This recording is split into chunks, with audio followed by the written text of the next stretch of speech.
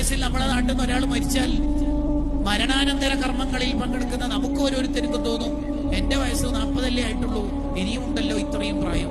ആര് പറഞ്ഞു? ഇപ്പോൾ നമുക്കുള്ള പ്രായത്തിന്റെ നേരെ പകുതി ഇനി ജീവിക്കുമോ?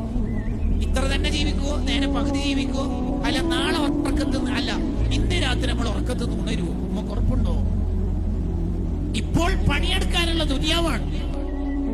ആസ്വാദനത്തിന്റെ, അടിച്ചുപൊളിയുടെ പുതിയ പുതിയ സംവിധാനങ്ങൾ, ഫെസിലിറ്റീസുകൾ, ആപ്ലിക്കേഷനുകൾ, കല്യാണ മാമാങ്കങ്ങൾ ഇനിയും നമ്മുടെ നാട്ടിൽ കൂടി വരികയേ ചെയ്യുള്ളൂ, കുറയൂല.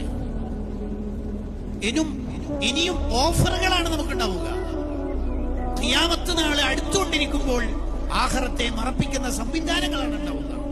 കൂട്ടുകാരെ, ആനന്ദിക്കാനും അടിച്ചുപൊളിക്കാനും ഇവിടുന്ന് തന്നെ മുഴുവനുണ്ടെങ്കിൽ പിന്നെന്തിനാ സ്വർഗം?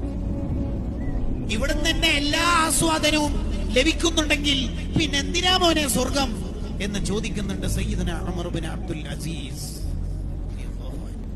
ഇവിടെ പണിയെടുക്കണം, ഇവിടെ അധ്വാനിക്കണം.